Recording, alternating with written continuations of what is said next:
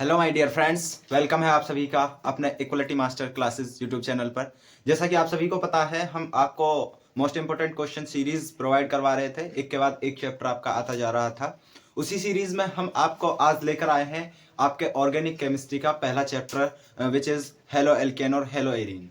जैसा कि हमने कल आपको बायोमोलिक्यूल्स के क्वेश्चंस प्रोवाइड करवाए थे, उसके टॉपिक्स बताए थे क्या आने वाला है। आज ऑर्गेनिक केमिस्ट्री को शुरुआत करते हैं। कहाँ से कितना पूछा जाएगा, कौन सी नेमिंग रिएक्शन इंपॉर्टेंट है, कौन सी कन्वर्जन इंपॉर्टेंट है, किसकी बेसिक प्रॉपर्टी पूछता है, किसकी एसिडिक प्रॉपर्टी पूछता है, वो स्टार्ट करते हैं।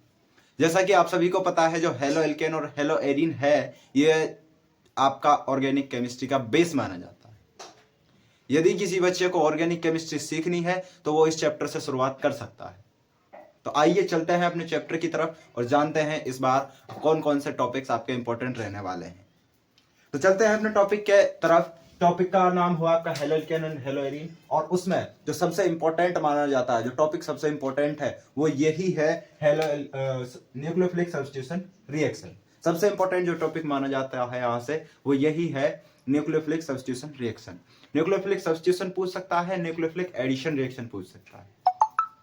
और इसके दो टाइप होते हैं, जैसा कि आप सभी को पता है। जो न्यूक्लियोफिलिक सब्स्टिट्यूशन रिएक्शन होती है, उसके दो तरीके से रिएक्शन की जाती है। एक SN1 होती है, एक SN2 होती है। जो SN1 रिएक्शन होती है वो दो स्टेप में होती है, और जो SN2 रिएक्शन होती है वो सिंगल स्टेप की रिएक्शन होती है। यदि हम इसके ऑर्डर की बात करें, रिएक्टिविटी ऑर्डर क्या निकलेगा, रिएक्टिविटी सीरीज की बात करें, तो SN1 रिएक्शन में सबसे जो ज्यादा रिएक्टिव होता है वो होता है बेंजाइल, फिर आता है आपका एल्काइल, फिर tertiary, secondary and then primary. यदि SN2 की बात करें तो सबसे पहले प्राइमरी, सेकेंडरी, देन टर्सरी। एक दूसरे का अपोजिट है दोनों। इनका रिएक्टिविटी सीरीज आपको याद होना चाहिए। ये रिएक्टिविटी सीरीज कंपलसरी पूछा जाएगा, कंपलसरी ये पूछा जाएगा 100%। एक नंबर में आपसे पूछा जाएगा 100%। एक नंबर में नहीं तो 2 नंबर में। Why tertiary ethylene is more reactive than secondary ethylene. तो किसी ना किसी तरह से घुमा फिरा कर वो यहां से प्रश्न पूछेगा, तो इसको अच्छे से कर लेना, SN1 और SN2 रिएक्शन को। आगे चले तो आगे पूछता है सॉल्युबिलिटी ऑफ कार्बोकैटाइन। कार्बोकैटाइन की सॉल्युबिलिटी डिफाइन कीजिए। किस तरह से कार्बोकैटाइन सॉल्युबल होता है, या फिर कार्बन पर पॉजिटिव चार्ज क्यों आता है, क्या मतलब है इस पॉजिटिव चार्ज का, और ये पॉजिटिव चार्ज यदि हमें हटाना है तो क्या करना पड़ेगा। इसको कर लेना यहां से। बात करते हैं आगे, तो आगे आता है एक प्रोसेस होती है जिसको हम रेशमाइजेशन प्रोसेस के नाम से जानते हैं, जिसमें इन्वर्जन और रिटेंशन, क्या क्या मैं लिख देता हूं इधर। रेशमाइजेशन कौन सी प्रोसेस होती है जिसमें इन्वर्जन और रिटेंशन होती है, इन्वर्जन और रिटेंशन होती है जिस प्रोसेस के अंदर, वो रेशमाइजेशन कहलाती है। इसको कर लेना, कभी कभार पूछ लिया गया। बात करते हैं फिर आगे, तो आगे आपका आता है नोमेनक्लेचर। वैसे नोमेनक्लेचर जो होता है वो आपका ज्यादा तो पूछा जाता है आपके कोऑर्डिनेशन कंपाउंड में से। अभी तक जो अनुमान लगाया जाता है, या फिर अभी तक जो पेपर्स में आया है, वो आपका जो कोऑर्डिनेशन कंपाउंड है, कोऑर्डिनेशन कंपाउंड के ही IUPAC पूछी गई है। लेकिन हो सकता है 1-2 नंबर में यहां से भी पूछ ले, तो यहाँ आपके ऑर्गेनिक केमिस्ट्री की IUPAC आपको अच्छे तरीके से आना चाहिए।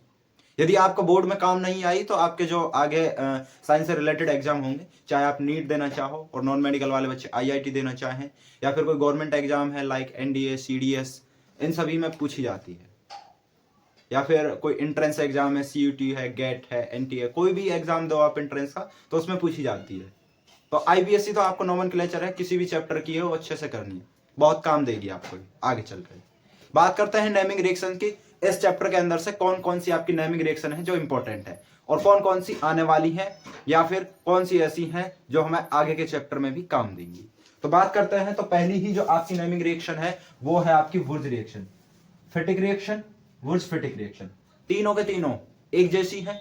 वुर्ज में क्या होता है, एल्काइल के कंपाउंड होते हैं। फिटिक में क्या होते हैं, एराइल के कंपाउंड होते हैं। और वुर्ज फिटिक में क्या होते हैं, एल्काइल और एराइल दोनों के कंपाउंड होते हैं। बात आया समझ में। इन तीनों को कर लेना, यहां से काम भी देंगे आगे आपको। तीनों में से एक देखने को मिल सकती है आपको आपके एग्जाम में, चारों सेट में से किसी भी सेट में आ सकती है, तो अच्छे से कर लेना इनको। बात करते हैं आगे, तो आगे आती है आपकी स्वाज और फिंकलिस्टन रिएक्शन। स्वाज और फिंकलिस्टन रिएक्शन को पढ़ लेना। उसके बाद आती है आपकी मार्कोनी और anti Markovnikov rules, Markovnikov cos rule और एंटी मार्कोनी कॉस रूल। इन दोनों रूल्स को अच्छे से पढ़कर जाना। इस चैप्टर के अंदर टोटल 3 रूल है। एक तो ये हो गया Markovnikov's rule, anti Markovnikov's rule, और दूसरा ये होता है सेट जेप्स रूल। तीन ही रूल हैं इस चैप्टर के अंदर और इन तीनों रूल्स को अच्छे से कर लें। इन तीनों रूल्स में से एक रूल आपको अपने एग्जाम में देखने को 100% मिल जाए और इन तीनों में से भी इंपॉर्टेंट है आपका मार्कोनी और एंटो मार्कोनी रूल। मार्कोनी क्या होता है, HBr के साथ में किसी भी एल्कीन की रिएक्शन करते हैं, और एंटी मार्कोनी क्या होता है, HBr के साथ में किसी भी एल्कीन की रिएक्शन करते हैं परऑक्साइड की प्रेजेंस में। मार्कोनी में कोई भी ऑक्साइड नहीं होता, परऑक्साइड नहीं होता है, सिंपल रिएक्शन करते हैं HBr की। जबकि एंटी मार्कोनी में HBr के साथ में रिएक्शन तो करते हैं एल्कीन की, लेकिन परऑक्साइड की प्रेजेंस में करते हैं, जिसके कारण जो ब्रोमीन होता है वो आपकी उस कार्बन पर जाकर अटैच होता है जिस पर ज्यादा नंबर ऑफ हाइड्रोजन होते हैं।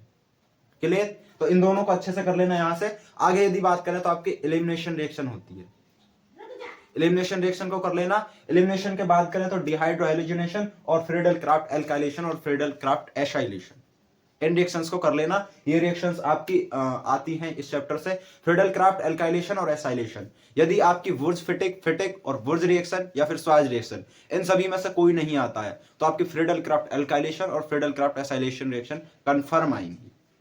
तो इनको यहां से कर लेना, अच्छे से कर लेना। और यही सब चैप्टर है टोटली जो इस बार आपके पूछा जाएगा।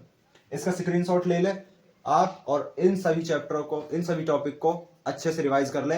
यदि आप इनको अच्छे से रिवाइज करके जाते हैं तो आपके 6 नंबर पक्के हैं।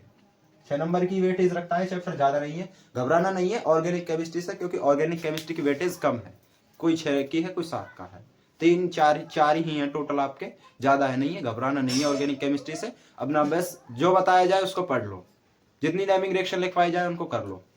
आपको मैं नेमिंग रिएक्शन भी लिखवा दूंगा, एक एक करके हर एक नेमिंग रिएक्शन भी बता दूंगा कितनी नेमिंग रिएक्शन पूछी जाएंगी इस बार। तो आगे ही ऐसी वीडियो देखने के लिए हमें सपोर्ट कीजिए, अपना सहयोग दीजिए, और यदि कोई टॉपिक समझ में नहीं आता है, कोई टॉपिक में दिक्कत है तो उसको एक बार कमेंट जरूर कर दें, जिससे कि हम आपको उस टॉपिक पर एक वीडियो लेक्चर दे सकें। अभी के लिए मैं आप सभी से इजाजत चाहता हूं। थैंक यू, धन्यवाद।